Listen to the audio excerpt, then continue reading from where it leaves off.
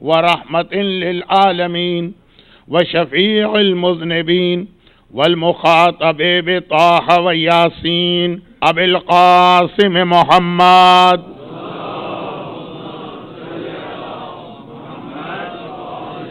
وآله الطيبين الطاهرين المعصومين المظلومين المنتجبين الميامين، سيما على الإمام المنتظر والحجة الثاني عشر عجل اللهم له الفرج ولعنة الله على أعدائهم أجمعين. أما بعد، فقد قال الله عز وجل في كتابه المبين وفرقانه المتين وقرآنه المجيد: بسم الله الرحمن الرحيم. اليوم أكملت لكم دينكم وأتممت عليكم نعمتي ورضيت لكم الإسلام دينا.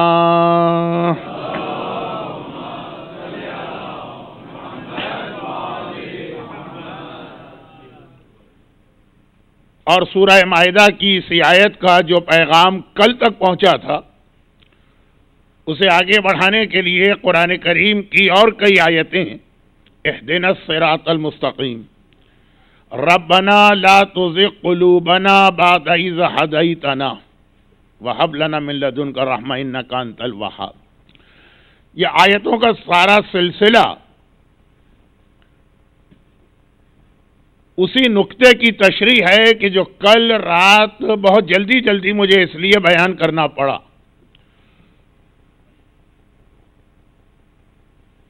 کہ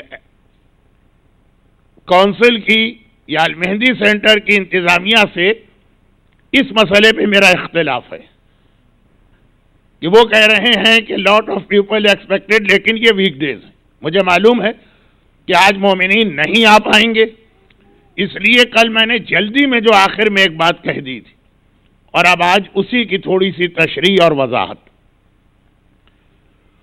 گرچہ جو ایج گروپ میری مجالس میں آ رہا ہے، یہ چند بچوں کو چھوڑ کر، یہ سب ان تمام چیزوں سے واقف ہیں، لیکن یہ وہ چیزیں ہیں کہ جسے بار بار یاد دلانا پڑتا ہے. مومن کی میموری اس حوالے سے بہت ویک ہوتی ہے، وہ بہت جلدی یہ باتیں بھول جاتا ہے. اور بعض اوقات یہ ہوتا ہے کہ آدمی جس اسٹیج سے گزر رہا ہوتا ہے اسے خود اندازہ نہیں ہوتا کہ یہ روایتیں اور احادیث جو بیان کی گئیں یہ میرے بارے ہی میں بیان کی گئیں. وہ سمجھتا ہے یہ دوسروں کے بارے میں. اگرچہ اس موقع پر میں شیطان کا وہ واقعہ اکثر پڑھا کرتا ہوں جس نے شیطان کو شیطان بنایا، ورنہ تو وہ اپنے زمانے کا سب سے قابل احترام، عبادت گزار، متقی اور پرہیزگار اور صاحب علم جن تھا. اور ایسا کہ سید الملائکہ جبرائیل امین کے پڑوس میں اس کا گھر 7ویں آسمان پر تھا. علم بھی تھا، عبادت بھی تھی. عام طور پہ یہ ہوتا ہے کہ عبادت ہے، علم نہیں، اور علم ہے تو تقوی اور پرہیزگاری نہیں. آخری زمانے کے حوالے سے تو یہ بات بہت زیادہ مشہور ہے. ایک زمانے میں حضرت جابر ابن عبداللہ انصاری کا وہ خواب بیان کیا کرتا تھا جسے خواتین ذاکرات میں اتنا پڑھا کہ آنے والی کئی نسلوں کو بھی وہ یاد ہو گیا. تو میں اب اس کو بیان نہیں کیا کرتا، لیکن آخری زمانے میں علم ہوگا، عمل نہیں ہوگا، عمل ہوگا، علم نہیں ہوگا. اور پیغمبر کا یہ جملہ کہ انکسرا ظہری رجلان، یہ 2 آدمی میری کمر کو توڑے دے رہے ہیں. مگر شیطان کے پاس کی دونوں چیزیں تھیں، صاحب علم بھی تھا، صاحب تقوی بھی تھا، اور اس کے بعد بھی وہ شیطان بن گیا. واقعہ چونکہ میں نے اکثر پڑھا ہے اور میں کوشش یہ کر رہا ہوں کہ مشہور واقعات کو بیان کیے بغیر اس کے پیغام کو میں آپ تک پہنچا کے بات کو آگے بڑھاؤں. پھر وہ کہاں ٹھوکر کھا گئے. عام طور پہ تو یہی ہے کہ علم ہے اور عمل نہیں ہے تو آدمی پھر بہک جاتا ہے، بلکہ اتنا بہکتا ہے کہ معصوم کی حدیث اور اس معصوم کی کہ جو آخری ظاہر امام تھا. یہ لفظ میں نے کسی خاص وجہ سے کہا کہ آخری ظاہر امام جس کی سب سے بڑی ذمہ داری یہ ہے کہ جس زمانے میں تم ہو اس سے زیادہ اس آنے والے زمانے کا خیال کرو کہ جب لوگ امام کی زیارت نہیں کر پائیں گے تو جو ان کے مسائل ہیں ان کو تم حل کر کے جاؤ. تو آخری ظاہر امام کہ جس کی شہادت کی مجلس پہ ایام ازا 2 مہینے 8 دن کے بعد اختتام کو پہنچیں گے. کیونکہ میری مجلس میں لوگ عادی نہیں ہیں نہ نعرہ لگانے کے نہ صلوات پڑھنے کے، تو میں وہ موقع بھی نہیں آنے دیتا ہوں کہ بلا وجہ شرمندگی ہو. یہ 11ویں امام حسن عسکری کا نام لیا اور اتنی خاموش. کبھی بڑی شرمندگی ہوتی ہے کہ ایسی پھیکی پھیکی سی صلوات، لیکن الحمدللہ آپ نے حق ادا کیا. تو وہ آخری ظاہر امام، اس لفظ پہ میں اسی لیے زور دے رہا ہوں کہ آخری ظاہر امام کی ذمہ داری یہ ہے کہ جو تمہارے زمانے کے مومنین 6 سال کے، ان کے مسائل اتنے بڑے نہیں ہیں، جو ظہور امام تک کے مومنین ہیں جن کو ظاہری اعتبار سے کوئی عصمت کا سہارا نہیں ملا ہوگا، ان کے مسائل حل کر کے جاؤ. تو یہ حدیث اس سے ملتی جلتی حدیثیں رسول اللہ سے لے کے 10ویں امام تک ہر معصوم نے بیان کی، لیکن اتنی اسٹرانگ ورڈنگ کے ساتھ. مسئلہ پیغام کا نہیں ہے، مسئلہ یہ ہے کہ الفاظ کتنے سخت استعمال کیے گئے. کہ امام فرماتے کہ ایک بے عمل عالم ہمارے ماننے والوں کے لیے لشکر یزید سے زیادہ خطرناک. مثلا یعنی لشکر یزید سے اتنا ڈرنے کی ضرورت نہیں ہے جتنا اس عالم سے ڈرنے کی ضرورت ہے جو بے عمل ہے اور حب الریاسہ اس کے دل میں آ گئی ہے دنیا کی محبت. اب یہ موضوع آپ کا براہ راست موضوع نہیں لیکن ہے بھی، تو آگے چل کر تفصیل آئے گی. ابھی تو میں یہ عرض کر رہا تھا کہ شیطان کہاں مار کھا گئے. وہ اگر عالم تھا تو عامل بھی تھا، اور اگر صاحب کردار تھا تو علم کے ساتھ صاحب کردار تھا. امام نے فرمایا کہ اگر کوئی صاحب کردار ہے لیکن علم نہیں ہے تو وہ اچھائی کرنے جائے گا، قدم قدم پر اس سے برائی ہوگی. مثالیں تو اس کی سینکڑوں دی جا سکتی. انتہائی عابد و زاہد و پرہیزگار متقی اور نمازیں پڑھنے والا، کیونکہ کل کی مجلس میں مولائے متقیان کی نماز کے حوالے سے بات ہوئی تھی. نماز پڑھنے والا ایک سجدگاہ کا خمس نہ نکالا، پتہ چلا کہ اپنی ساری نمازیں ضائع کر رہا. جان بوجھ کے تو نہیں نا، لیکن صرف اس لیے کہ ایک اتنے چھوٹے مسئلہ شرعی کو نہیں جانتا. امام کے الفاظ میں جتنا وہ بنا رہا ہے اس سے زیادہ وہ مٹا رہا. لیکن شیطان، اچھا یہ بہت اہم موضوع ہے جس پہ میں نے بہت ابھی سرسری بات کی، کیونکہ آج تقریر کے آغاز میں اس کو نہیں چھیڑنا.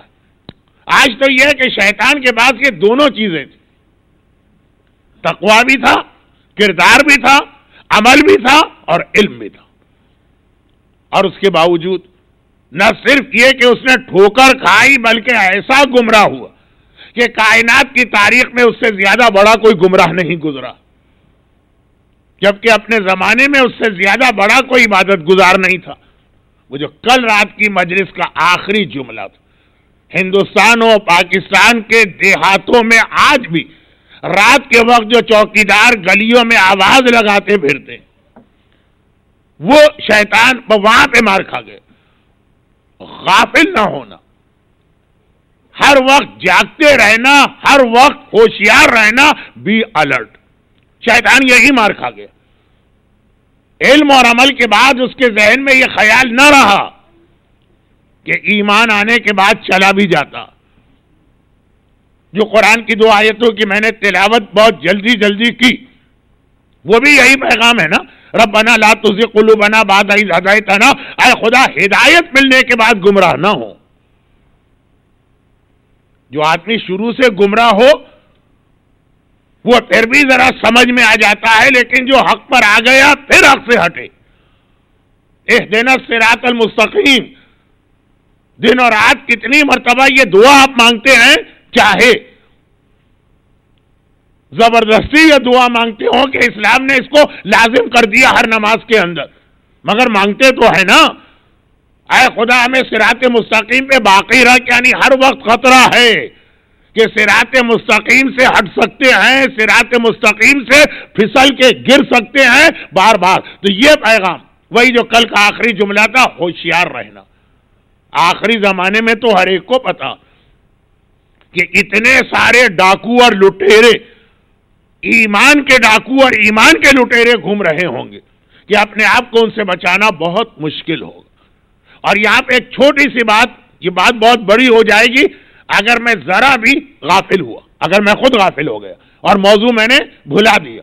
لیکن بہرحال یہ بات اس لیے ضرور واضح کرنا ہے کہ میری اگلی مجالس پہ یہ بھی ایک عنوان بننے والا.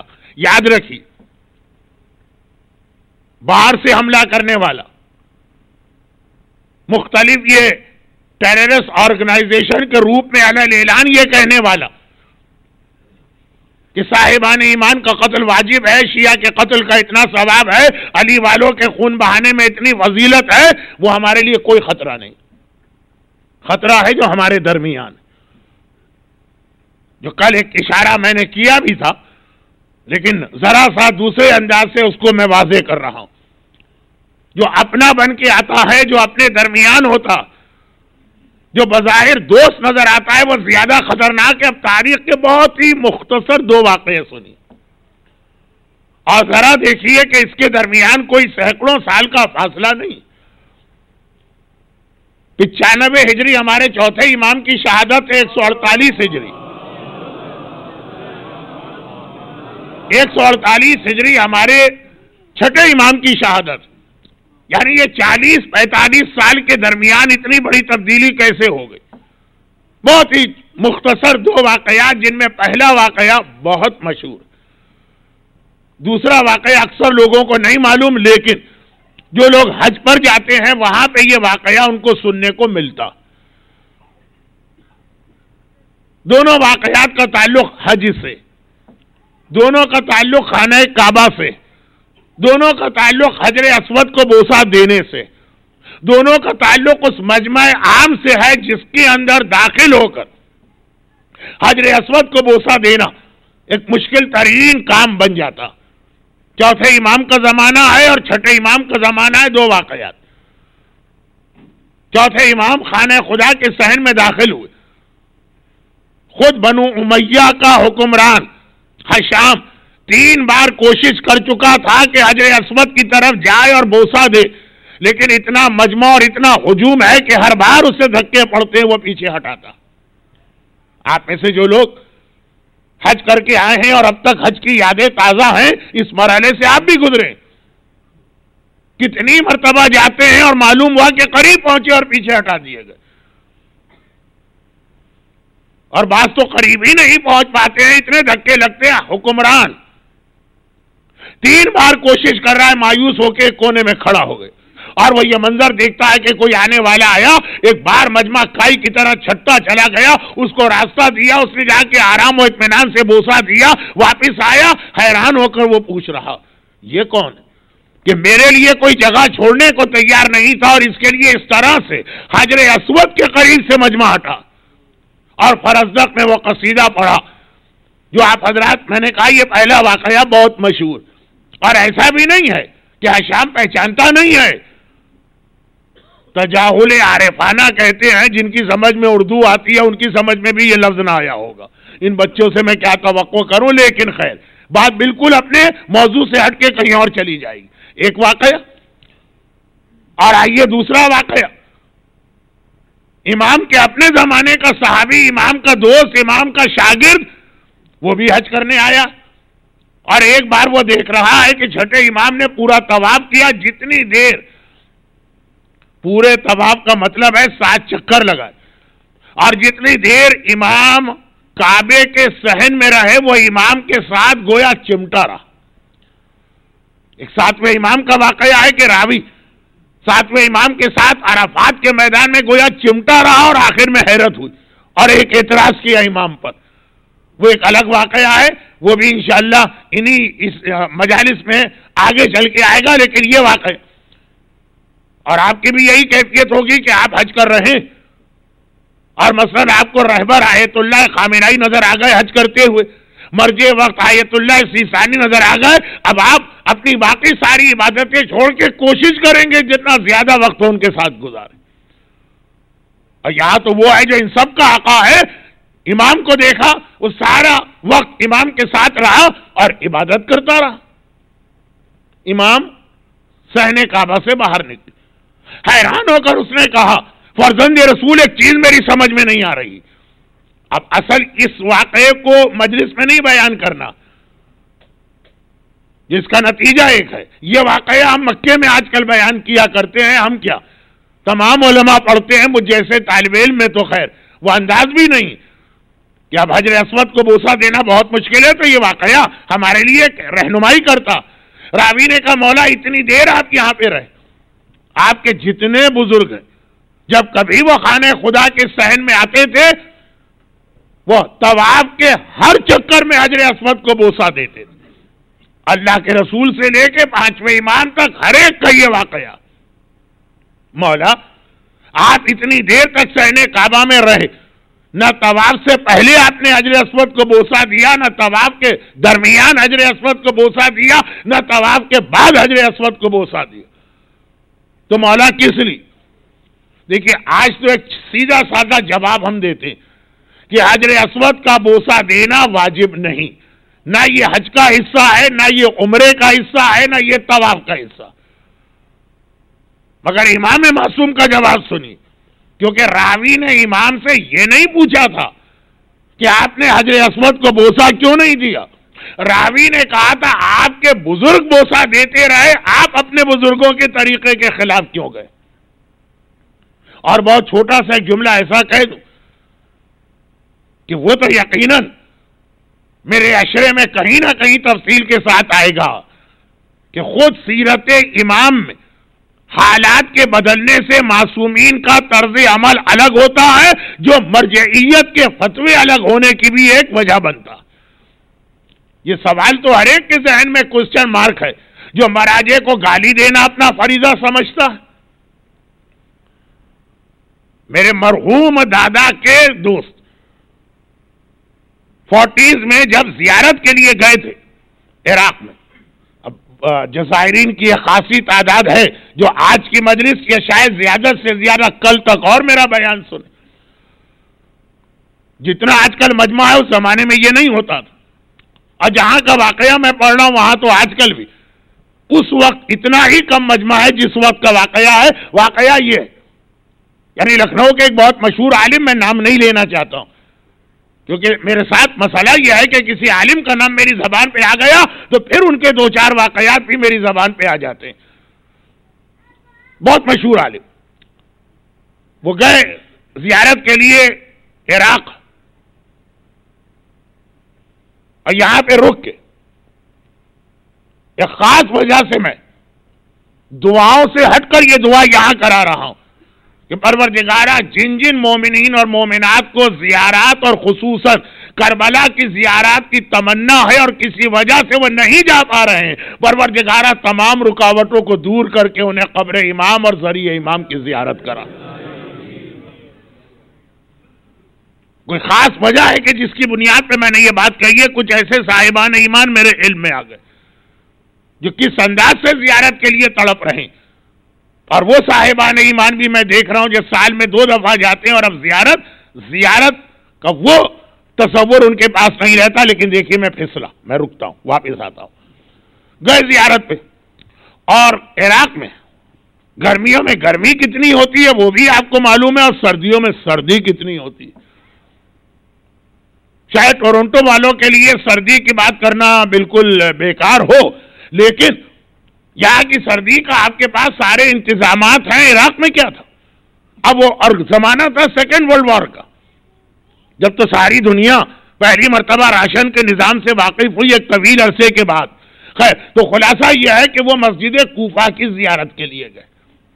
اور آج بھی میں یہ کہتا ہوں، اور ہمیشہ سے ہمارے علماء کا طریقہ یہ رہا کہ مسجد کوفہ کی زیارت کا جو بہترین وقت ہے کہ جس میں واقعا ایک روحانی مزہ آتا، وہ فجر کی نماز سے پہلے کا۔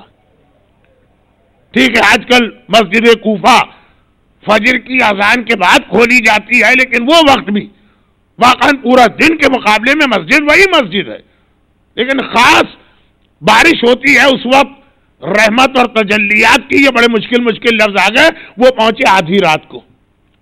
یہ وہ زمانہ ہے کہ جب اس قسم کے خطرے نہیں تھے جو آج ہو گئے، اور سردی، اور اس زمانے کی سردی کے جب انتظامات کچھ نہیں تھے،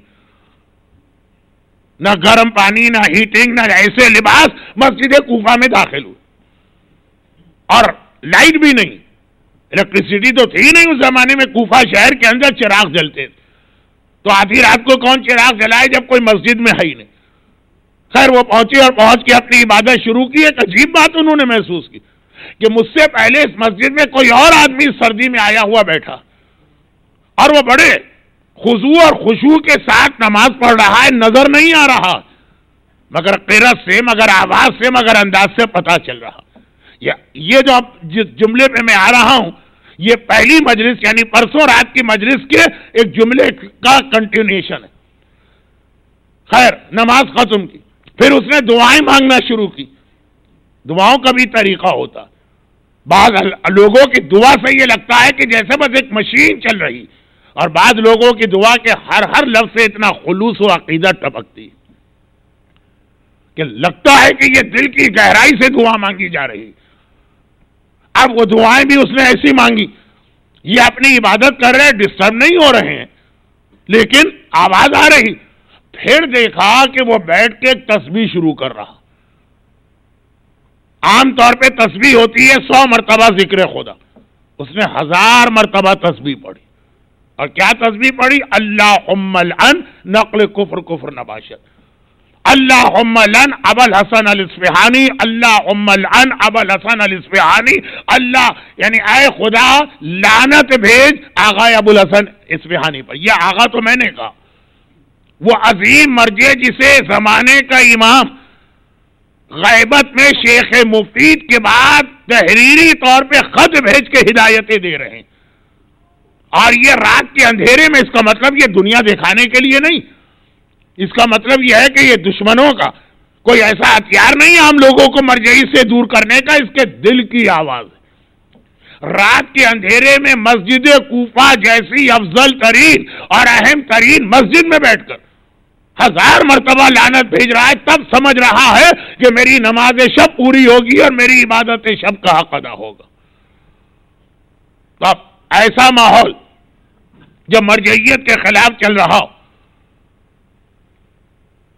اور جیسا کہ میں نے کہا کہ اس کے حوالے سے میں بعد میں بات کروں گا، لیکن اس ایکسٹریم والے لوگوں سے لے کے اس ایکسٹریم والے لوگوں تک جو مرجع سے انتہائی عقیدت و محبت رکھتے ہیں، ذہن میں کوسچن مارک ہر ایک کے، آپ بھول گئے ہوں گے میں کہاں سے کہاں پہنچا، نہیں کوسچن مارک، فتووں میں اختلاف کیوں ہوتا؟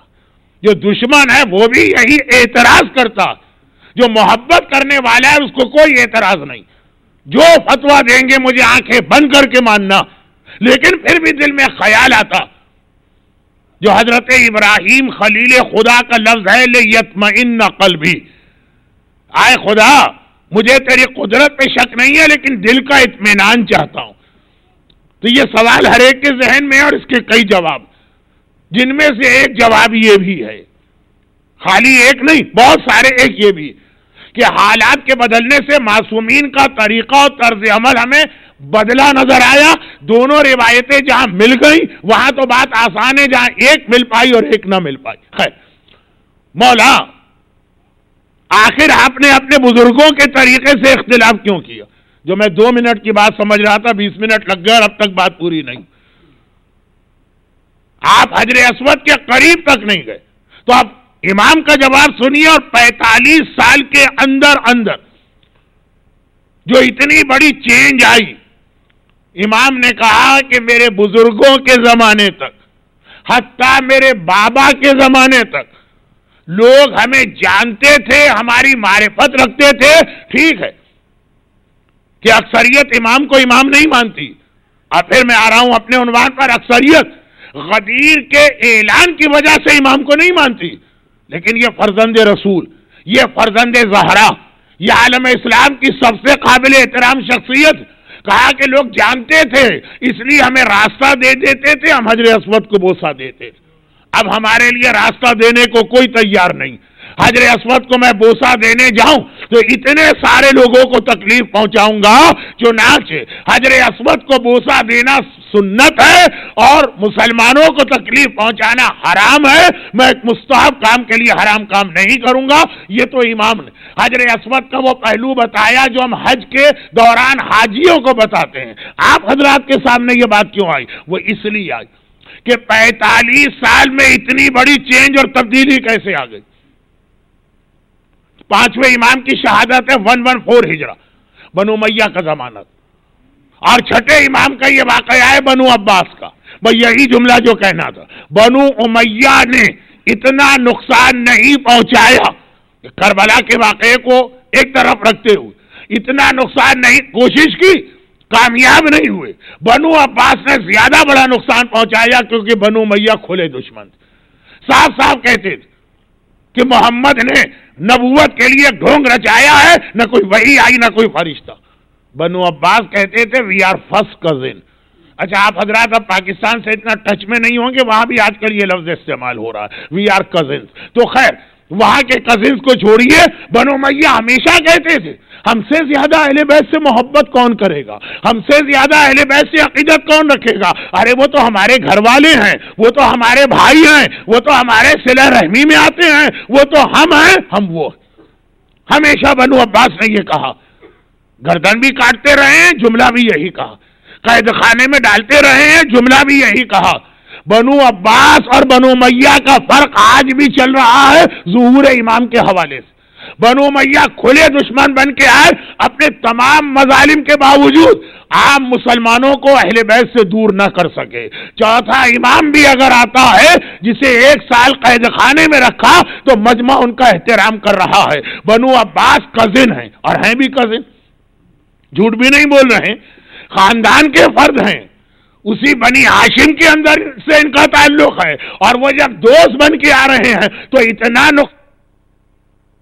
بات نہیں. بنو عباس کے زمانے کے پہلے امام 6 امام ہے، پہلے ہی امام کو اتنا دور کر دیا مسلمانوں سے، یا الٹا جملہ مسلمانوں کو اتنا دور کر دیا کہ کوئی امام کے لیے جگہ دینے کو بھی تیار نہیں. اور یہ تاریخ خالی وہاں کی نہیں ہے، یہ تاریخ آخری زمانے کی ہے. ہوشیار رہنا، باہر کے دشمنوں سے اتنا مت ڈرنا، اپنے درمیان کے دشمنوں کو ہر وقت دیکھتے رہنا. اور یہاں پہ ایک چھوٹا سا جملہ اور عرض کر دوں، یعنی موضوع سے ہٹ کر. جب میں کہتا ہوں چھوٹا جملہ مطلب ہے آج کے موضوع سے ہٹ کر، اور وہ یہ ہے ہم پاکستان میں جس مسئلے کا سامنا کر رہے ہیں، ہم بحرین میں جس مسئلے کا سامنا کر رہے ہیں، ہم عراق میں جس مسئلے کا سامنا کر رہے ہیں، ہم شام میں جس مسئلے کا سامنا کر رہے ہیں، ہم سعودی عرب میں جس مسئلے کا سامنا کر رہے ہیں، سننے میں آپ کو وہ زیادہ بڑا لگتا، وہ چھوٹا مسئلہ. اور آپ جس مسئلے کا سامنا کر رہے ہیں آپ اسے مسئلہ ہی نہیں سمجھتے، یہ زیادہ بڑا مسئلہ. وہاں پہ ہم پہ حملہ کرنے والا چاہے پاکستان میں ہو چاہے بحرین، چاہے وہ سعودی عرب کی حکومت ہو اور چاہے وہ سیریا کے یہ باغی، اور چاہے یہ داعش کے خوخار انقلابی ہوں، یہ سب ہمارے کھلے دشمن. صاف صاف یہ کہہ رہے ہیں. چنانچہ ان سے اپنے اور اپنی اولاد کو بچانا زیادہ آسان. مسئلہ ہے مغربی دنیا میں جہاں پہ ہمارے درمیان سے عجیب عجیب آوازیں اٹھ رہی، عجیب عجیب عقیدے بنائے جا رہے ہیں، عجیب عجیب مسائل سامنے لائے جا رہے ہیں. غدیر کے اعلان کی سب سے بڑی محافظ نماز ہے. نماز تک کو تبدیل کرنے کی کوشش کی جا رہی ہے. اور چونکہ ہمارے سامنے کوئی ننگی تلوار نہیں، ہمارے بدن پہ پڑنے والے کوڑے نہیں، ہمارے پاس حکومتوں کو وہ اعلان نہیں ہے جو شیخ نمر اور کئی علماء کے لیے جاری کیا موت کی سزا، تو ہمیں اور آپ کو اندازہ نہیں ہوتا کہ کتنا بڑا نقصان وہ ہمارے ساتھ چل رہا ہے. وہ اس سے بڑا نقصان ہے جسے آپ میڈیا میں پڑھ کے کہتے ہیں افسوس. کیا گزر رہی ہوگی شام کے صاحبان ایمان پر. افسوس بے شک کرے لیکن اتنا ہی یا اس سے زیادہ افسوس اپنی حالت پہ بھی کرے, غافل نہ ہو. یہ کربلا کا بھی پیغام تھا, یہ جو چھٹے اور چوتھے امام کے واقعات کا نتیجہ ہے.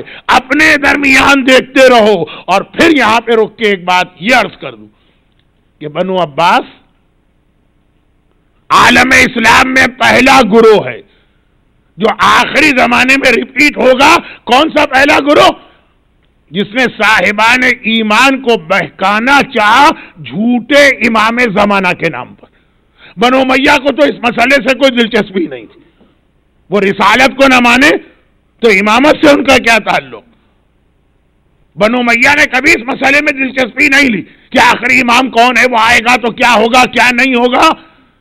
It's none of our business کہہ کے وہ آگے بڑھ جاتے تھے. پہلا گروہ عالم اسلام کا جو آپ کے لیے بہت اہم ہے, آپ سے مطلب آپ میں سب شامل, آخری زمانے کا مومن, وہ ہے بنو عباس.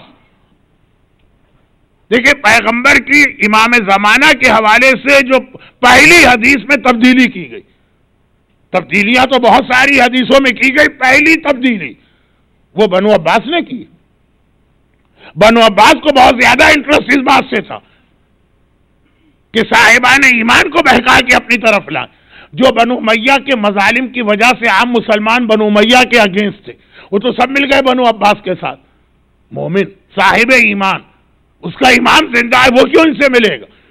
اب کوشش یہ ہے کہ اس گروہ کو کھینچا جائے. چنانچہ سب سے پہلے دوسرے عباسی خلیفہ نے, جب پہلے بیچارے کو تو وقت ہی نہ ملا, وہ تو خون ہی بہتا رہا, اس کا نام ہی ہے الصفا, لقب.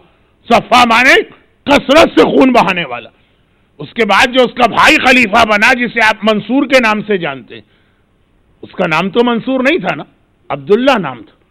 آج بھی ایک حکمران عبداللہ, ایک بات میں بتا دوں, عبداللہ کے حوالے سے کئی حدیثیں ہمارے پاس آئی ہیں اور لوگ مکس اپ کر دیتے. بعض علماء کہتے ہیں کہ یہ منصور کے بارے میں, اور بعض کہتے ہیں کہ کوئی اور عبداللہ آئے گا. وہ کوئی اور عبداللہ کے حوالے سے بات تو مجھے کرنا, یہ تو میرا موضوع ہے, لیکن صرف آپ کی معلومات کے لیے, کیونکہ یہ بہت اہم جملہ بنے گا کہ عبداللہ کے نام سے رسول اللہ کی کتنی حدیثیں, اور یہ حدیث ہے کہ وہ عبداللہ جو آخری زمانے کی پہچان ہے وہ بھائیوں میں سے ایک ہوگا.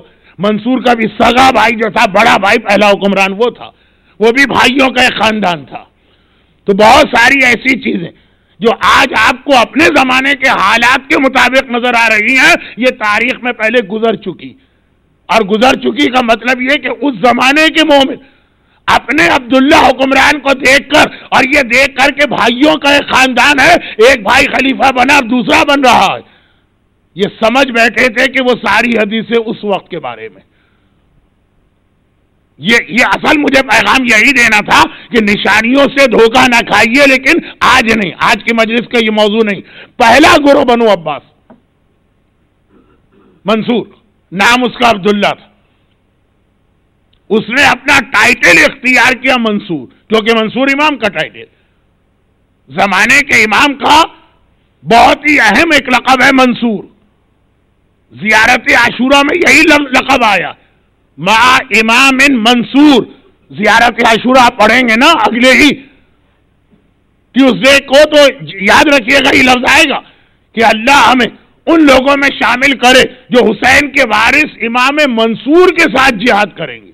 تو منصور اپنا لقب رکھتا, نام عبداللہ بہترین نام, کنیت بھی ابو جعفر تھی, لقب منصور بنایا یہ بتانے کے لیے کہ میں وہ منصور. اور پھر جب دیکھا کہ منصور کا لقب اتنا مشہور نہیں ہے, تو اب جو اس کے یہاں بیٹا پیدا ہوا اس کا لقب مہدی رکھ دیا, کہ مہدی تو ہر آدمی جانتا ہے نا. بلکہ اگر میں یہ کہوں تو شاید غلط نہ ہوگا کہ ہمارے یہاں زمانے کے امام کے لیے یہ لفظ ذرا کم استعمال ہوتا ہے احترام کی وجہ سے, لیکن باقی مسلمان تو امام کو مہدی ہی کہتے ہیں. بیٹے کا نام یہی کہہ کے مہدی رکھا کہ یہی وہ امام مہدی ہے جس کے لیے رسول خبر دیکھے گئے. اچھا, یہ امام زمانہ کے القاب پہ ڈاکہ, لیکن نئی بات نہیں تھی, اس سے پہلے مولا کے کتنے القاب پہ کتنے لوگوں نے ڈاکے ڈالے. اور کس طرح سے وہ القاب بانٹے گئے ہیں، لیکن وہ ایک الگ عنوان ہے جس پہ الحمدللہ ٹورنٹو میں بہت مجلسیں پڑھی جاتی ہیں، امام زمانہ کے القاب۔ اور یہ کیوں ڈاکے ڈالے جا رہے ہیں؟ صرف یہ بتانے کے لیے کہ وہ جو روایتیں ہیں امام زمانہ کے لیے وہ ہمارے بارے میں، اور پھر پیغمبر کی ایک حدیث، امام زمانہ کے لیے رسول کی حدیثوں کو تبدیل کیا گیا، لیکن پہلا حملہ جس حدیث پر ہوا، خاص میں امام زمانہ کے لیے کہہ رہا ہوں، وہ منصور نے اپنی وجہ سے کیا۔ پیغمبر کی ایک مشہور حدیث ہے آخری امام کے بارے میں، اسمہ اسمی۔ زیادہ تر تو لوگ یہاں گلف سے آئے ہیں امیگریشن لے کر، تو اتنی عربی تو آپ نے سیکھ لی ہوگی۔ فرماتے ہیں اسمہ اسمی، میں مردوں کی بات کر رہا ہوں کیونکہ سنا ہے کہ جو عورتیں آتی ہیں اکیلی وہ سب کسی اور محلے میں رہتی ہے، بیگم پورہ میں۔ تو خیر خلاصہ یہ ہے کہ ابھی شہر ٹورنٹو اسمہ اسمی، اس کا نام میرا نام، یہ پیغمبر نے ارشاد فرمایا، اس آخری امام اس کا نام میرا نام۔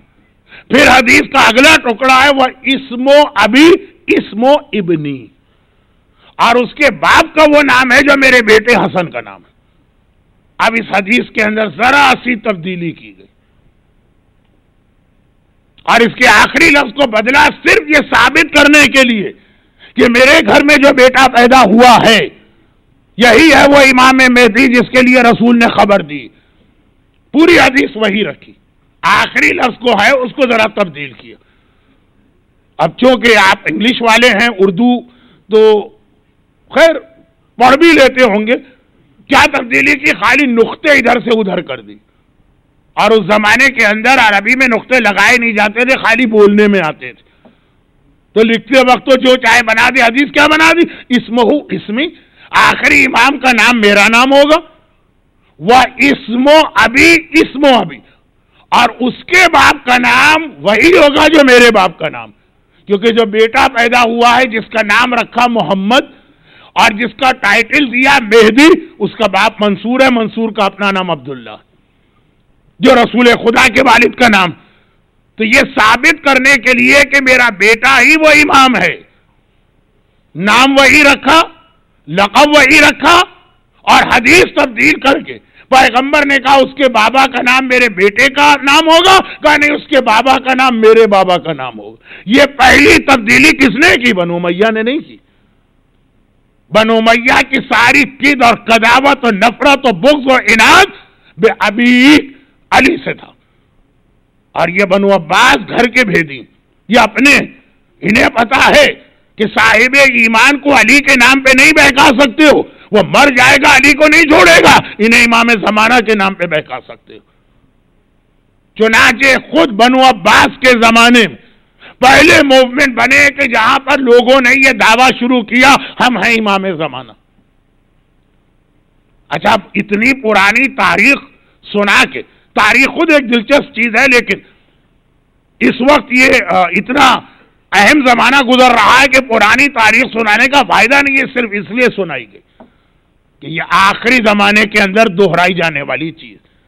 اب آئیے، پہلی مجلس میں ایک ناول کی میں نے بات کی، اس ناول کا پورا پلاٹ یا تھیم یہ تھا کہ آخری زمانے میں جب اسلام طاقتور ہوگا تو ایک جھوٹا امام مہدی بنا کے مسلمانوں کے بیچ میں لایا جائے گا، خلیفہ بنتے تو آپ نے دیکھ لیا۔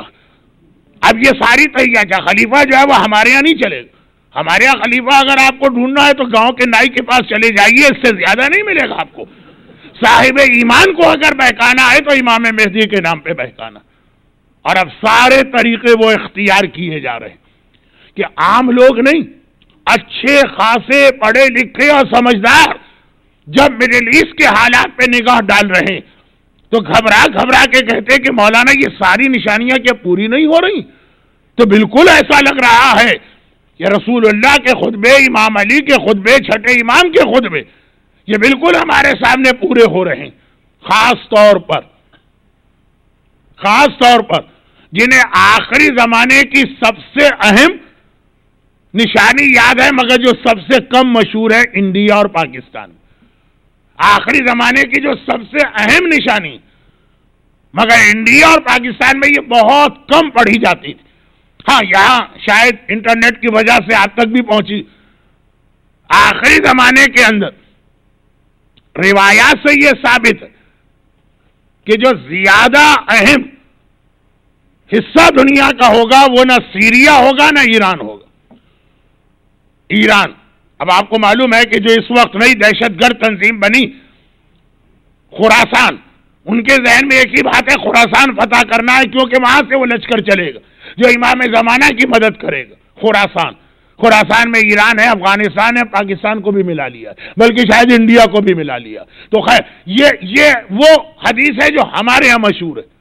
خراسان اور سفیانی اور سیریا تو ہمارے ہر بچے کو یاد، مگر آخری زمانے کی سب سے اہم یہ نشانیاں نہیں ہیں، یہ ہیں. میرا لفظ ذہن میں رکھیے گا، سب سے اہم نشانی ہے یمن کی تبدیلی.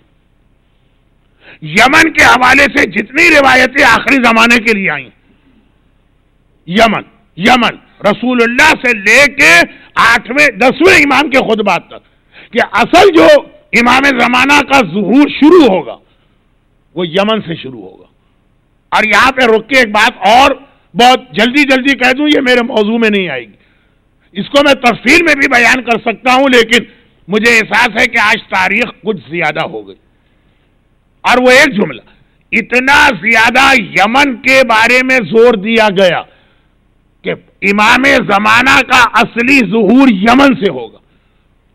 یمن کے صاحبان ایمان کہ جب دشمنان اہل بیت نے اسلام پر پہلا بھرپور اٹیک کیا تو کہا یمن کو نہیں چھوڑنا، یہ علاقے کو اتنا اہم بنایا. تو عبداللہ ابن سبا نام کا جو ایک فکشنل کیریکٹر بنایا گیا، عبداللہ ابن سبا ایک فکشن جھوٹا، اس کا تعلق یمن سے ظاہر کیا گیا. اور یہ تیاریاں خالی مولائے کائنات کی ولایت کے حوالے سے نہیں ہے، آخری امام کے ظہور کے حوالے سے بھی. یمن کو بدنام کرنا، عبداللہ ابن سبا کو یمنی ظاہر کیا گیا. اس کا ایک ریزن، میں یہ نہیں کہہ رہا only reason, one of the reason, کہ آخری زمانے میں یمن اتنا اہم ظہور امام کا مرکز بننے والا. میں اس لفظ کو سمجھانا نہیں چاہ رہا ہوں کیونکہ وقت نہیں، مگر ظہور امام کا آغاز یمن سے ہوگا. پہلا لشکر، اصلی لشکر وہ یمن سے آئے گا. اور اگر آپ ذرا میپ دیکھ لیں، یا یہاں پہ یہ 4-5 لوگ مجھے نظر آ رہے ہیں جو سعودی عرب میں خاصا عرصہ جاب کر چکے ہیں. ایران کا علاقہ ہو کہ عراق کا، میں توہین نہیں کر رہا، میں نفی نہیں کر رہا، میں تردید نہیں کر رہا، الفاظ کو سمجھیے، کہیں میری جلد بازی کی وجہ سے غلط فہمی نہ ہو. ان علاقوں سے اگر آپ سیریا جائیں جہاں سفیانی بیٹھا ہوگا تو مکہ اور مدینہ راستے میں نہیں آتا، یعنی ان علاقوں سے جو لشکر امام کی مدد کے لیے آئے گا وہ بہت بعد میں آئے گا. اور یمن سے اگر کوئی آدمی سیریا جائے تو پہلے مکہ اس کے راستے میں پڑتا. تو جو پہلا لشکر امام زمانہ کے لیے آئے گا وہ یمن سے آئے گا.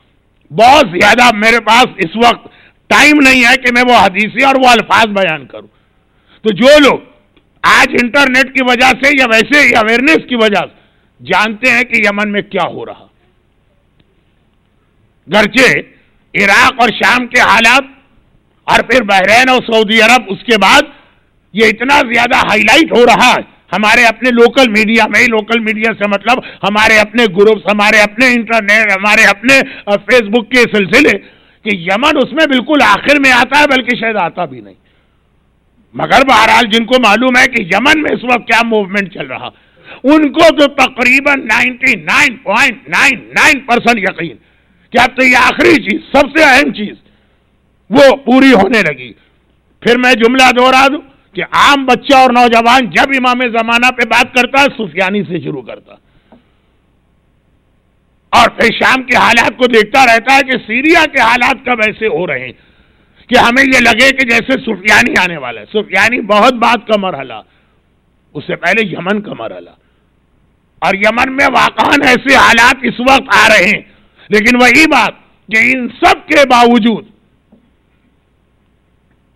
یہ ساری نشانیاں پوری ہونے کے باوجود کبھی بھی دھوکہ نہ کھائیے گا. یہاں پہ وہ لفظ ہے جاگتے رہیے گا کہ پتہ چلے کہ ان حالات کے نتیجے میں اگر کوئی شخصیت سامنے آئی اور جس نے یہ اعلان کیا تو ہم پہلے سے ہی تیار ہوں کہ اب تو امام کو آنا ہی آنا ہے. یمن میں بھی یہ تبدیلی آ گئی اور سیریا کے اندر بھی کوئی سفیانی جیسا شخص آ گیا اور خراسان سے بھی ایک لشکر اسلامی تیار ہو گیا صاحبان ایمان کا, اور وہ عبداللہ نامی بادشاہ بھی اس طرح سے مارا گیا اور بھائیوں کی حکومت بھی اس طرح سے ختم ہو گئی اور مکہ اور مدینہ بھی تباہ ہو گئے. تو آپ نے کہا سب کچھ ہی ہو گیا, اب تو جو آئے گا وہ امام آئے گا.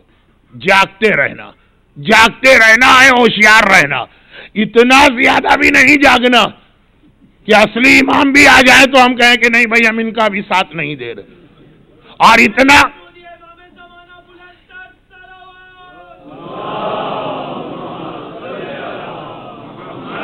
مگر ایسے لوگ کم ہیں, زیادہ لوگ وہ ہیں جو امام کے لیے اتنا تیار ہے کہ نعوذ باللہ ایک دعوی امامت کا انتظار ہے, شاید ایک بڑی تعداد صاحبان ایمان کی اس کو تسلیم بھی کر لے. اور یہی وہ منزل ہے جہاں پہ ایک عجیب سوال سامنے آتا کہ پھر یہ نشانیاں بیان کرنے کا کوئی فائدہ ہے کہ نہیں, جب ان کے باوجود ہم یہ نہ سمجھیں کہ امام آ گئے. لیکن وہ موضوع ایک طرف رکھیے, صرف ایک سوال اپنے ذہن میں لے کے آئیے کہ آپ اس وقت ایک ایسے ملک میں بیٹھے ہیں جس کی وجہ سے آپ کا ذہن بہت زیادہ وسیع ہو گیا. انڈیا پاکستان کے اندر بہرحال عام لوگوں کے ذہن جو بالکل بند. تو آپ کو معلوم ہے کہ اس وقت جو آپ کے سامنے موومنٹ آ رہے ہیں ان میں سے اکثر وہی پالیسی ہے جو شیطان کی ہوتی, پہلے پرابلم کریٹ کرتا ہے پھر وہی پرابلم سالو کرنے والا بن کے آ جاتا. پرابلم بھی وہی کریٹ کرتا ہے. میر سادہ کس قدر ہوئے بیمار جس کے سبب. اگلا مصرع میں نہیں پڑھوں گا, اس میں ایک بہت ہی سلینگ لینگویج کا لفظ آتا ہے. میر سادہ کس قدر, چلے میر تقی میر سادہ تھے تو سمجھ میں آ گیا, صاحب ایمان کو اتنا سادہ نہیں ہونا کہ جس کی وجہ سے بیمار ہوا اسی کے پاس دوا لینے کے لیے پہنچ جائے. اور اس وقت حالت یہ ہے کہ کتنے ہی ایسے گروہ بنائے گئے جنہوں نے بنایا ہے, ہم انہی کے پاس پٹیشن لے کے پہنچتے ہیں کہ بھائی ہمیں ان سے تحفظ دو. ہم انہی کے پاس جاتے ہیں ہاتھ پیر جوڑتے ہوئے. اب چھوٹی سی ایک مثال میں اس لیے دے دوں کہ آج خاصی حج کی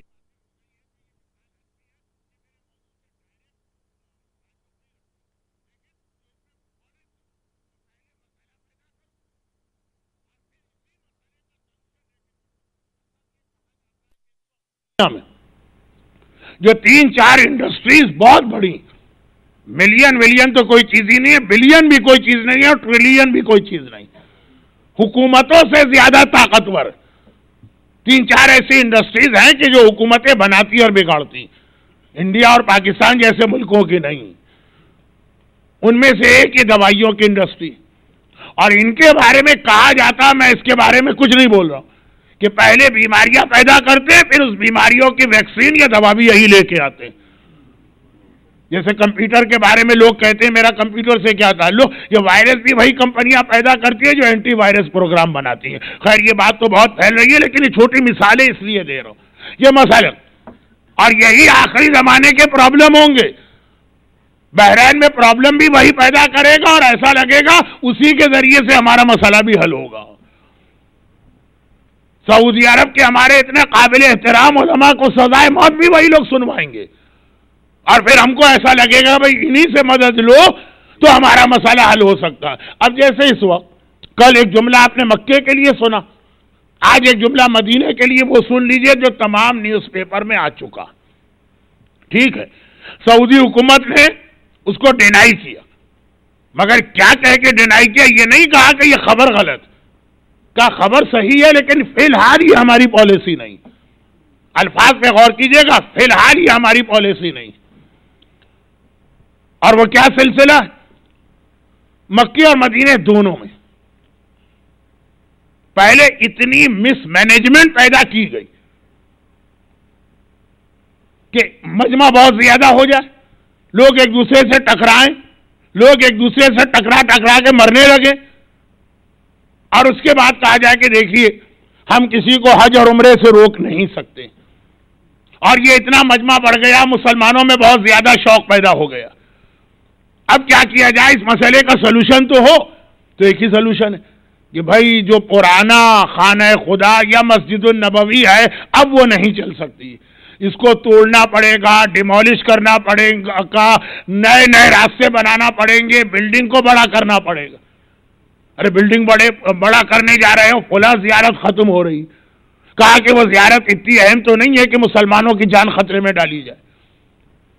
یعنی اگر صحیح طریقے سے پلاننگ سے کام لیا جائے تو اس سے 10 ٹائمز بڑے مجمع کو بھی کنٹرول کر کے سارے اعمال کرائے جا سکتے ہیں. لیکن کیوں کنٹرول کرے؟ ان کا تو مقصد ہی یہ ہے.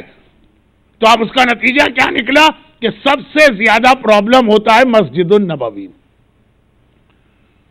خانہ کعبہ کے صحن میں جو پرابلم تھی, ذرا بہت ٹیکنیکل بات ہو جائے گی, وہی لوگ سمجھیں گے جو پہلے کبھی زیارت کر چکے ہیں, تو ایسی بات کا فائدہ نہیں. لیکن بہت جلدی زمزم کا کنواں تھا, توڑ دیا, مٹا دیا کہ بھائی یہ لوگوں کے راستے میں آ رہا ہے, طواف کرنے والے سے ٹکرا کے گر رہے ہیں.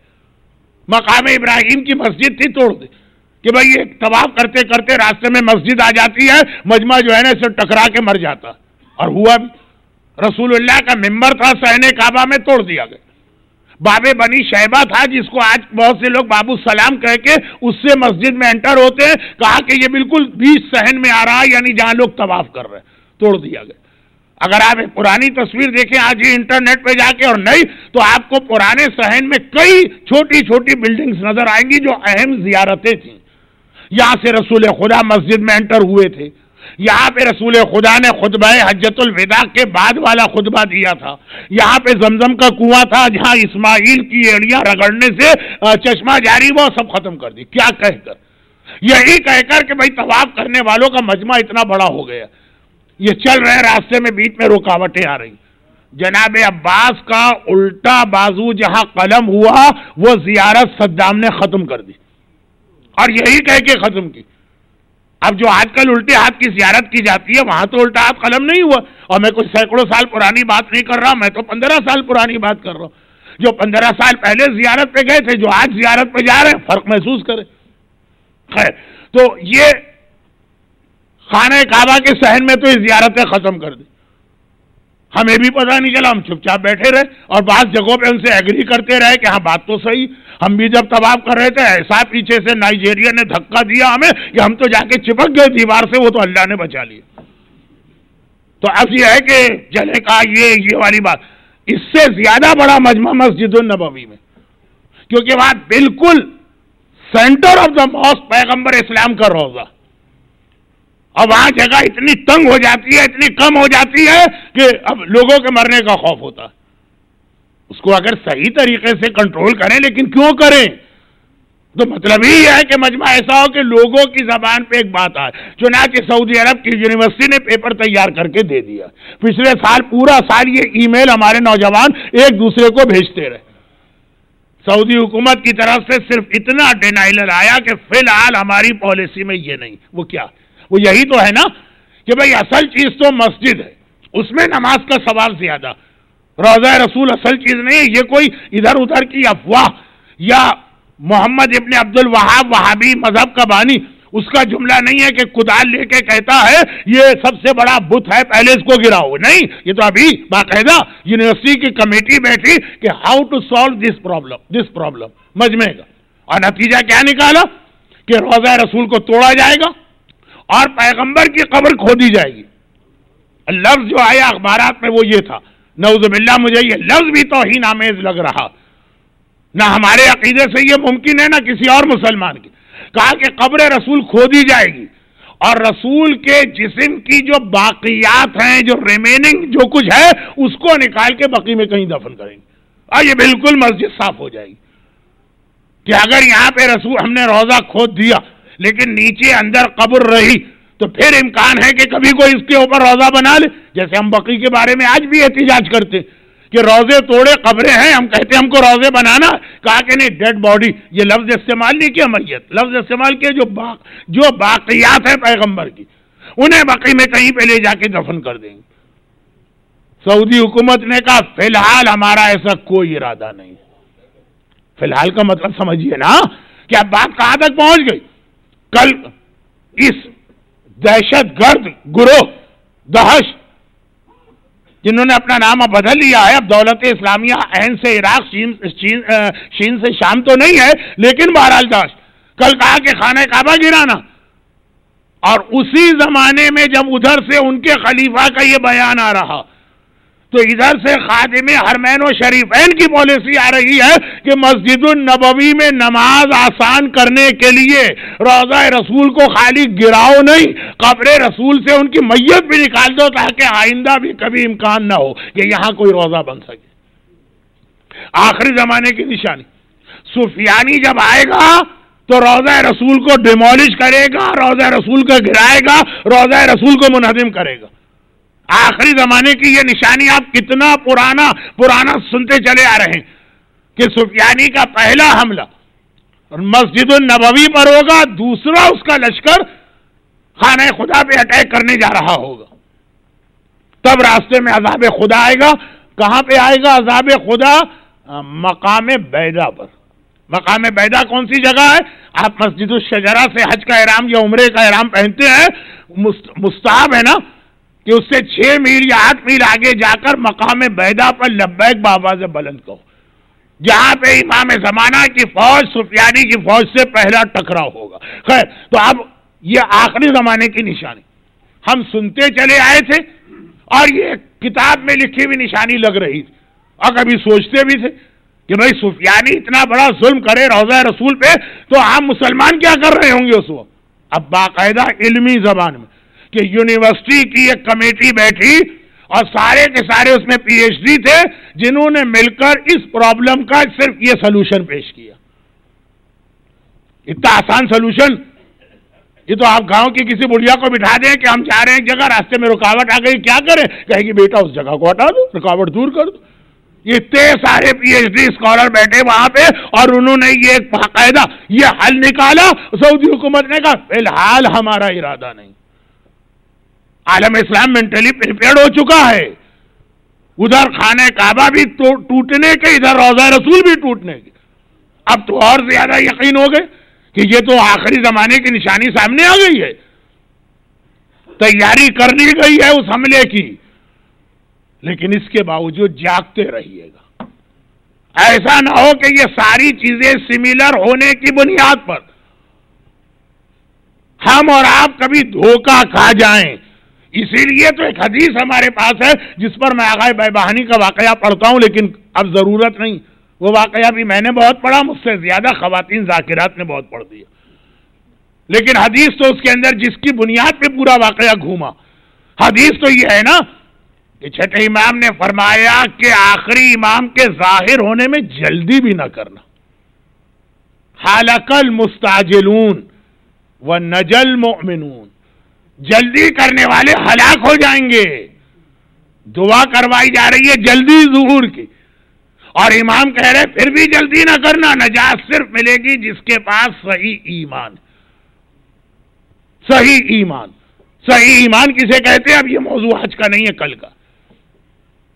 نجا المؤمنون، نجات صرف اس کو ملے گی، اور ایک حدیث میں نجا الصابرون، نجات پائے گا جو بہت صبر کے ساتھ امام کا انتظار کرے گا۔ اچھا ہوا یہ اس وقت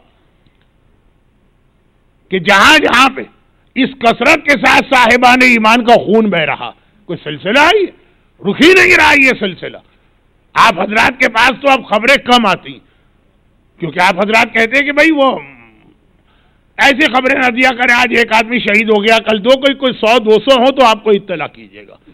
اب ایک دو یہ باقاعدہ ویسٹ کے اندر لوگوں کی فکر بن گئی ہے۔ کوئی 50-60 ایک ساتھ شہید ہوئے کسی بم دھماکے میں، 100-200 شہید ہوئے، خدا نہ کرے کسی جلوس کے اٹیک کے اوپر، کہا ہاں یہ ضرور اطلاع کیجیے گا۔ ایک تو مر ہی رہے ہیں، ان کے لیے کہاں تک ہم فکر کیے جائیں۔ اب یہ منزل آ گئی آپ حضرات کی، لیکن یعنی آپ حضرات سے مطلب جو میرے سامنے مجمع یہ نہیں، میں ایک عام سی بات کر رہا ہوں۔ لیکن عجیب بات یہ ہے کہ جہاں پہ یہ سارے ظلم ہو رہے ہیں، میں وہاں کثرت کے ساتھ جاتا ہوں، ابھی بھی وہیں کہوں، وہاں پہ ظہور امام کی اتنی جلدی نہیں ہے لوگوں کو، اور ہم خون دے دیں اور ہمارے بچوں کے لاشیں اٹھ جائیں، یہ تو اچھا ہی ہو رہا کہ یہ شہادتیں تو دلیل اس بات کی ہیں کہ ہم ضرور امام کی فوج میں شامل ہوں گے۔ جلدی ہم ان لوگوں کو جو بڑے آرام سے اطمینان کے ساتھ ڈول پہ بیٹھے ہوئے ہیں، جن کے لیے نہ کھانے کا مسئلہ، نہ پینے کا مسئلہ، نہ شیلٹر کا مسئلہ، نہ کوئی جان جانے کا مسئلہ، ان کا بس چلے تو 5 منٹ کے اندر کسی طرح امام کو ظاہر کرا لے، یہ نشانی، وہ نشانی، وہ نشانی، وہ نشانی۔ خلق المستعجلون ونجى الصابرون۔ اچھا ان بیچاروں کو یہ بھی نہیں پتا کہ امام آئیں گے تو کیا ہوگا، وہی داڑیاں رکھنا پڑیں گی جس کو مولانا صادق حسن ممبر سے کہہ دیتے ہیں تو قبر والے باپو اور جہنم کے ملا اور ڈراکولا اور اسلام بن جاتے ہیں۔ وہی حجاب کرنا پڑے گا جس کا نام سنتے ہی خواتین کہتی ہے اس آدمی کو اور کچھ نہیں آتا، صرف 2 ہی جملے اس نے پوری زندگی سیکھے۔ خلق المستعجلون، اس کا ایک مفہوم یہ بھی ہے، کیونکہ جو مجمع آ جائے گا انشاءاللہ یہ کل نہیں آئے گا، ایسی مجلس سے سن کے کون لوگ آئیں گے، تو بس یہ آخری جملہ خلق المستعجلون کا ایک مطلب یہ بھی ہے جو میں نے ایک لفظ کہا کہ پھر یہ کیوں کہا گیا کہ ظہور کی تعجیل کی دعا مانگو۔ خلق المستعجلون کا ایک مطلب یہ بھی ہے جو اب میں صرف ایک جملے میں کہہ رہا ہوں اور اس پہ تقریر کل ہوگی کہ ہلاک ہو گئے جلدی کرنے والے جو بلا تو رہے ہیں اور بغیر تیاری کے بلا رہے ہیں، اتنی جلدی ہے ان کو۔ بھئی آپ کو اگر کہیں جانے کی بہت جلدی ہو تو اکثر یہ ہوتا نا کہ ضروری سامان رہ جاتا، بلکہ حتیٰ یہ کہ جلدی ہے، فلائٹ مس نہ ہو رہی ہے، ایئرپورٹ پہنچے پتہ چلا ٹکٹ پاسپورٹ ہی یہاں پہ رہ گئے۔ اب ٹکٹ تو ای ٹکٹ ہوتا ہے، وہ کوئی مسئلہ نہیں، مگر جلدی جو ہے اس کو کہتے ہیں جلدی۔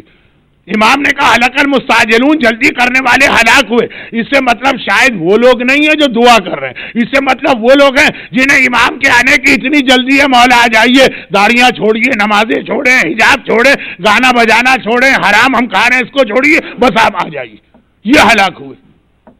اور اتنی جلدی، میں ایام اذا کے پہلے عشرے میں بات کر رہا ہوں، ماہ شعبان کی تقاریر نہیں ہے تو اس لیے اب ربط ملے۔ اور اتنی جلدی امام کے آنے کی تاریخ میں اگر کسی نے کی ہے تو وہ کوفے والوں نے کی، اور یہ آخری زمانے کا مومن کرے گا۔ کربلا اور امام زمانہ کتنی جگہوں پہ جا کے ایک ہی پیغام ہے، اور یہ کہہ کر ہے کہ یہ ہو چکا ہے، اسے تو دیکھو، خالی فرضی بات نہیں ہے، ہو چکا ہے۔ کوفے والوں کو کتنی جلدی تھی امام آقا حسین کو بلانے کی۔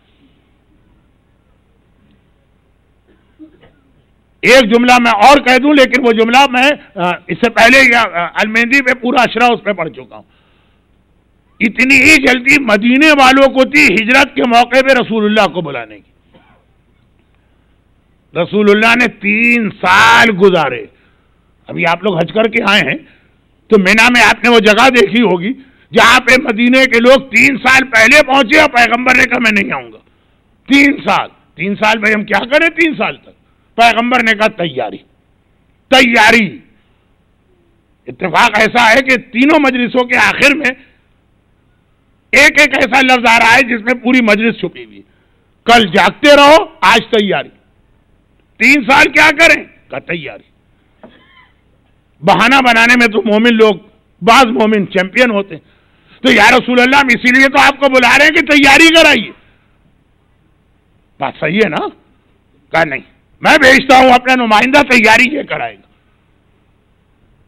کوفے والوں کو اتنی جلدی ہے کہ اتنے خط آ گئے کتنے مختصر عرصے میں۔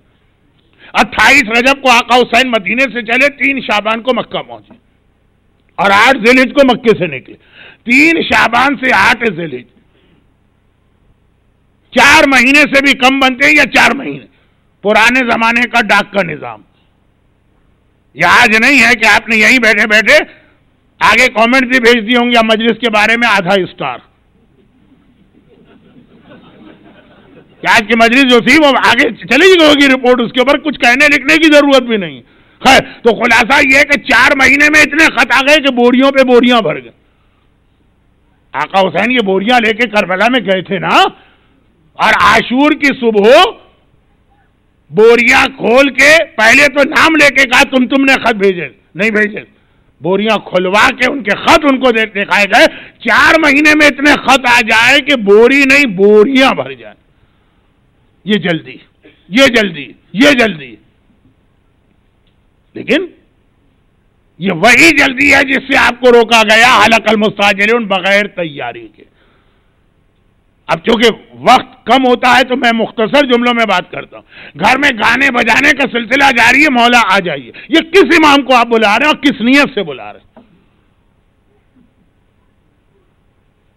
گھر کے اندر مکس گیدرنگ چل رہی ہے بے حجابی والی، مولا آ جائیے. گھر میں شادی بیاہ میں ہر طوفان بدتمیزی مچ رہا ہے اور آ جائیے مولا. کہ کیا سمجھ کے بلا رہے ہیں امام کو؟ کیا تصور ہمارے ذہن میں اپنے زمانے کے امام کے بارے میں؟ یہ حلق المستعجلون. ضرور جلدی بلاؤ لیکن تیار ہو کے بلاؤ. بغیر تیاری کے بلاؤ گے تو کوفے والے، ان سے زیادہ بلانے والا بھی کوئی نہیں تھا اور ان سے زیادہ دغا دینے والا بھی کوئی نہ تھا. پورے کربلا کے واقعے میں یہ نوحہ اگرچہ کل پڑھا گیا سورہ کہف کے حوالے سے، لیکن میں بھی مصائب تو نہیں پڑھ رہا ہوں کہ پورے کربلا کے واقعے میں آقا حسین نے معجزہ دکھایا تو بازار کوفہ میں دکھایا. اتنے ظالم لوگ تھے، اتنے ظالم لوگ تھے کہ آقا حسین جنہوں نے ہرملا کے 3 بھال کے تیر کے مقابلے میں معجزہ نہیں دکھایا، حسین ابن نمیر کی اس سنان یا برچھی کے مقابلے میں معجزہ نہیں دکھایا، حکیم ابن طفیل نے آقا عباس کے بازو پر حملہ کیا، آقا حسین نے معجزہ نہیں دکھایا، شمر کا خنجر چلا معجزہ نہیں دکھایا، خولی نے چادر زینب پہ ہاتھ ڈالا معجزہ نہیں دکھایا. مگر کوفے کے ظالم اتنے ظالم، اور کون لوگ؟ جنہوں نے اس طرح سے بلایا. تو اب یہ حلق المستعجلون، جلدی نہ کرو تیاری کرو، یہ جملہ آج کی مجلس کا آخری جملہ کل کی مجلس کا عنوان بنے گا. ایٹ لیسٹ اپنے گھر سے مکس گیدرنگ تو ختم کیجئے. کوفے والے ذرا اسی سے اندازہ کریں کہ ایک مہمان ان کے شہر میں آیا ہے اور آج کی رات اس مہمان کے پاس سر چھپانے کی کوئی جگہ نہیں. عشاء کی نماز تک تو پھر بھی کچھ نمازی مسلم کے پیچھے نماز پڑھتے نظر آئے. مسلم کو آقا حسین نے ایک عجیب لفظ کے ساتھ بھیجا تھا، خطاب، انا باعث الیکم اخی وابن امی، چلیں میں بھیج رہا ہوں تمہاری جانب اپنے بھائی کو، وابن امی اپنے چچا کے بیٹے کو، وثقتی جس پر مجھے سب سے زیادہ بھروسہ. عجیب یہ لفظ ہے، ثقتی میرے لیے سب سے زیادہ قابل بھروسہ مسلم، اسے میں بھیج رہا ہوں. اور حالت یہ ہے کہ عشاء کی نماز السلام علیکم ورحمۃ اللہ وبرکاتہ، اور ایک بار جو مسلم پلٹ کے دیکھتے ہیں تو پیچھے ایک آدمی بھی نظر نہیں آ رہا. جو اہل بیت سے تعلق رکھتا ہے وہ آج کوفے میں بے بیت کا ہو چکا، جس کے لیے ساری کائنات بنائی گئی ہے، اسی کی نسل کا ایک جوان آج کوفے میں سر چھپانے کے لیے کوئی چھت نہیں. کوفے کی گلیوں میں جب تھک گئے تو ایک گھر کے دروازے کے سامنے جا کے بیٹھ گئے. جو کہ المہندی سینٹر میں جو مصائب جس ترتیب سے پڑھے جاتے ہیں مجھے بھی وہی ترتیب دی گئی ہے، اس لیے میں یہ مصائب پڑھ رہا ہوں. ورنہ مجھے معلوم ہے کہ 9 ذی الحجہ کو آپ نے اس سینٹر میں اور ہم لوگوں نے عرفات کے میدان میں مسلم کا ماتم خوب کیا. مسلم خاندان اہل بیت کی وہ فرد ہیں کہ جن کا لقب ہے ثقتی، حسین کا بھروسہ. یہ حسین کا اعتماد ہے، یہ حسین کا بھروسہ. مسلم اور عباس بچپنے کے دوست بھی، جناب عباس کی بہن مسلم کی زوجہ بھی، اور جناب عباس و جناب مسلم عزاداری کے شعائر میں 2 اہم ترین شعائر کے وجود کا سبب بھی. ہمارے یہاں عزاداری ہوتی ہے. خطیب اعظم مرحوم مولانا غلام عسکری صاحب اکثر یہ جملے پڑھا کرتے تھے. 2 ہی چیزیں عزاداری میں ہیں، مجلس اور جلوس. مجلس بغیر سنت مسلم کے نہیں ہو سکتی، جلوس بغیر سنت عباس کے نہیں ہو سکتا. جلوس نکلتے ہیں، یہاں بھی نکلتے ہیں، لیکن آپ جہاں سے آئے ہیں اور اب جو کثیر تعداد میں ہمارے مومن خود کربلا جا کے جلوس ازاں دیکھیں گے، جلوس میں گہوارہ بھی ہوتا ہے، تابوت بھی ہوتا ہے، کچھ علاقوں میں ذوالجناح بھی ہوتا ہے، علم بھی ہوتا ہے، لیکن جلوس چھوٹے اور بڑے، کسی میں ساری چیزیں ہوتی ہیں، کسی میں 2 چیزیں ہوتی ہیں، کسی میں 3 چیزیں ہوتی ہیں، کہیں گہوارہ نہیں ہے، خالی ذوالجناح تابوت اور علم، کہیں تابوت بھی نہیں ہے، ذوالجناح بھی نہیں ہے، خالی تابوت و علم۔ اس سے بھی چھوٹے جلوس ہوتے ہیں جو گھر کی مجلس کے بعد لوگ نکال لیتے ہیں، اس میں تابوت بھی نہیں، لیکن جلوس کوئی ایسا نہیں ہوگا جس میں عباس کا علم نہ ہو۔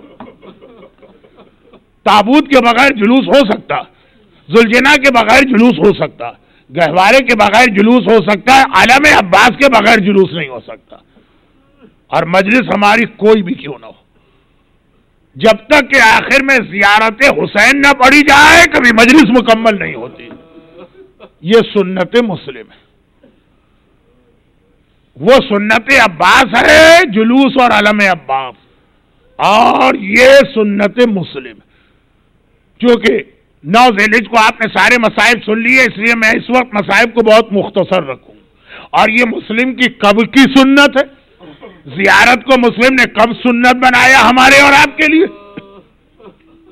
جب طوعا کے گھر میں مسلم کو پناہ تو مل گئی، اور ساری رات مسلم نے طوعا کے گھر میں گزاری، طوعا کا اپنا بیٹا، یہ میری آگے والی ایک تقریر کا بہت اہم حصہ بنے گا، طوعا کا اپنا بیٹا دشمن اہل بیت جا کے خبر دیتا، فجر کی نماز پڑھ کے مسلم فارغ ہوئے، اور ایک مرتبہ فوجوں کی آمد کی آواز آئی، بس جیسے ہی مسلم نے سنا تلوار لے کے گھر سے باہر نکلنے لگے۔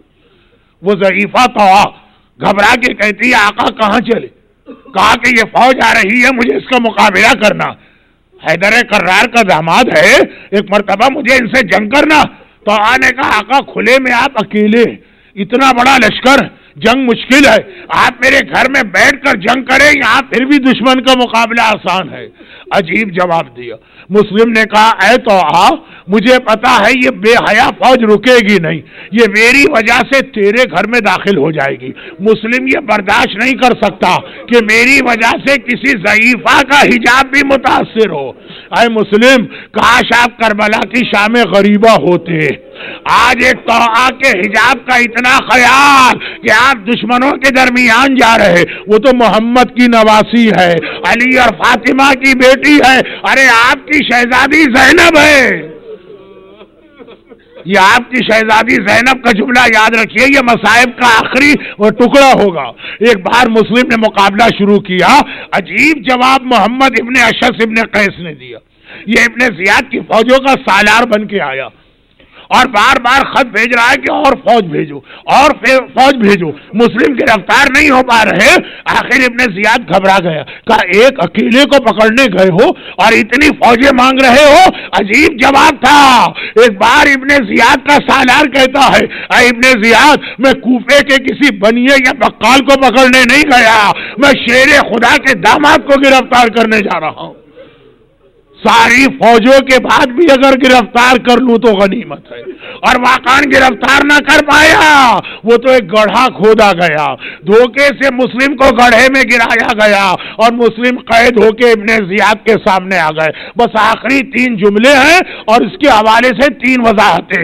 مسلم ابن زیاد کے سامنے گرفتار ہو کے آ گئے۔ اب ایک روایت سنیے، کربلا کے بعد کسی نے مدینے میں آقا سجاد سے پوچھا تھا، آقا سجاد میں اس دن بھی ابن زیاد کے دربار میں تھا جس دن آپ کا چچا گرفتار ہو کے آیا تھا، اور اس دن بھی ابن زیاد کے دربار میں تھا جس دن خود آپ گرفتار ہو کے آئے تھے۔ مولا آپ کے چچا بہت بہادر ہیں، لیکن آپ امام وقت ان سے زیادہ بہادر، پھر یہ فرق کیوں ہو گیا؟ جب آپ کا چچا آیا تو قیدی تھا، ہاتھوں میں رسیاں تھی، ہونٹ زخمی تھے، دانتوں سے خون جاری تھا، مگر شیر خدا کا شیر پوری شان کے ساتھ آیا، سینہ تان کے آیا، کمر سیدھی تھی، سر بلند تھا، ابن زیاد کی آنکھوں میں آنکھیں ڈال کے بات کر رہے تھے، لیکن مولا جب آپ آئے تو ایک مرتبہ سر جھکا ہوا ہے، نگاہیں زمین پر ہیں، سینہ سکڑا ہوا ہے، کمر جھکی ہوئی ہے، مولا آپ تو اپنے چچا سے زیادہ بہادر. ہائے میرا آقا سجاد, ایک بار تڑپ کے کہا اور تو نے یہ غور نہ کیا, میرا چچا اکیلے آیا تھا, لیکن جب میں آیا تھا محمد کی نواسیاں, علی اور فاطمہ کی بیٹیاں, ارے میری بہنیں, ماں اور پھوپھیاں میرے پیچھے پیچھے ننگے سر بلوائے عام میں لائی جا رہی ہیں. شیر خدا کے شیر نے سینہ تان کے بات کی اور آخر میں فیصلہ ہوا کہ مسلم کو شہید کیا جائے. دارالامارہ کی چھت پہ پہنچے. اب وہ دارالامارہ نیست و نابود ہو چکا ہے, لیکن آج بھی مسجد کوفہ کے پیچھے اس کا میدان ہے اور بورڈ لگا ہے. چھت پر پہنچے, مسلم نے حسرت سے چاروں طرف دیکھا. کربلا کا ہر شہید جب میدان میں گیا تھا نا تو آقا کو سلام کر کے گیا تھا. مسلم نے چاروں طرف دیکھا, ارے آقا سے کتنا دور ہوں, آقا نظر نہیں آ رہا, آقا تو راہ مکہ میں ہے. لیکن ایک بار مسلم نے مکے کا رخ کیا, آواز دی, السلام علیکم یا ابا عبداللہ, السلام علیکم یا ابن رسول اللہ. بتا دیا, اے چاہنے والے, اگر تو امام سے دور ہو تو گھبرانا نہیں, فاصلے سلام میں رکاوٹ نہیں بنتے, جہاں پہ کھڑا ہے وہیں سے سلام کر. اور حسینی قافلہ کوفے کی جانب آ رہا ہے. حسین اپنی جگہ سے کھڑے ہوئے, ایک بار کوفے کا رخ کیا, وعلیک السلام یا اخی مسلم, اور اے میرے مظلوم بھائی مسلم, تم بھی حسین کا سلام لو. یہ خبر ابھی قافلے والوں کو نہیں ملی. میں آخری روایت کوئی اور پڑھ رہا ہوں. مسلم کی گردن پہ تلوار چلی, ایک بار سر الگ ہو کے گرا, بے سر کا لاشا الگ گرا. بے سر کا لاشا کوفے کی گلیوں میں 3 دن گھسیٹا گیا اور کٹا سر دارالامارہ کے دروازے پہ لٹکایا گیا. 3 دن کے بعد اس بے سر کے لاشے پہ کیا گزری, بس اب جملہ سن لیجئے. کربلا کا واقعہ ہو گیا. 11 محرم کو سیدانیوں کا لٹا قافلہ قیدی بن کے کوفے کی جانب چلا. ایک بار یہ قافلہ کوفے میں داخل ہو رہا ہے. زینب نے سنا, بالوں سے چہرہ چھپائے, علی کی بیٹی سر جھکائے بے محمل کی ہماری پر بیٹھی ہے. ایک بار زینب نے سنا کوئی میرے بھیا کو سلام کر رہا, السلام علیکم یا ابن رسول اللہ, اے رسول کے بیٹے میرا سلام لیجئے. زینب گھبرا گئی, یہ دشمنوں کے شہر میں میرے بھائی کو کس نے سلام کیا. چہرہ اٹھایا, دائیں بائیں دیکھا, کوئی نظر نہ آیا. دوسرا سلام زینب کے نام آیا, السلام علیکی یا بنت رسول اللہ, اے رسول کی بیٹی میرا سلام لیجئے. اب زینب نے پہچانا, کوفے کے دروازے پر ایک بے سر کا لاشا لٹک رہا ہے اور اس سے سلام کی آواز آئی. گھبرا کے زینب کہتی ہے, اے شہید راہ خدا, تو ہے کون جو میرے بھائی کو اور مجھے سلام کر رہا. لاشے میں سے آواز آئی, بے سر کے لاشے سے آواز آئی, شہزادی آپ نے اپنے غلام کو نہیں پہچانا, انا مسلم ابن عقیل, ارے میں آپ کا بھائی مسلم, 1 مہینے سے کوفے کے دروازے پہ آپ کا انتظار کر رہا. اجرکم اللہ. پروردگارا, راہ خدا کے اس مسافر شہید کے اس بے سر کے لاشے کا واسطہ دنیا بھر کے صاحبان ایمان, خاص طور پر جن علاقوں کے نام آج کی مجلس میں لے لیے گئے, دنیا بھر کے صاحبان ایمان, ان کی جان, مال, عزت, آبرو, اولاد اور ایمان کی حفاظت فرما, اور یہ ظلم ڈھانے والے تمام دشمنان اہل بیت کو جلد از جلد نیست و نابود فرما. خداوندہ, اس گریے کا واسطہ جو آج اس صف اعضا پہ صاحبان ایمان اور مومنات نے کیا, ان کی تمام حاجتیں اور دعائیں قبول فرما. ہمارے مرحومین کی مغفرت فرما, خاص طور پر خطیب آل محمد کے خطیب آل محمد شاگرد آغا نسیم عباس صاحب, جن کا پرسوں انتقال ہوا, اعلی علیین میں انہیں اہل بیت اطہار کی محفل میں جگہ دے. ہمارے تمام بیماروں کو شفاء کاملہ عطا فرما. جو روزگار کی کسی پریشانی میں مبتلا ہیں, تو جو واسطہ حسین کے بچوں کی بھوک اور پیاس کا, ان کی اس پریشانی کو دور فرما. جنہیں کسی قسم کے ویزے یا امیگریشن کا مسئلہ ہے, ان کی یہ پریشانی دور فرما. جو بے اولاد ہیں انہیں صاحب اولاد نرینہ فرما. جو حج اور زیارت کے لیے تڑپ رہے ہیں, پروردگارہ جلد از جلد انہیں اپنے گھر اور آقا حسین کی زری کی زیارت فرما, اور ان تمام مظالم کے انتقام کے لیے امام زمانہ کے ظہور میں تعجیل فرما. ماتم حسین.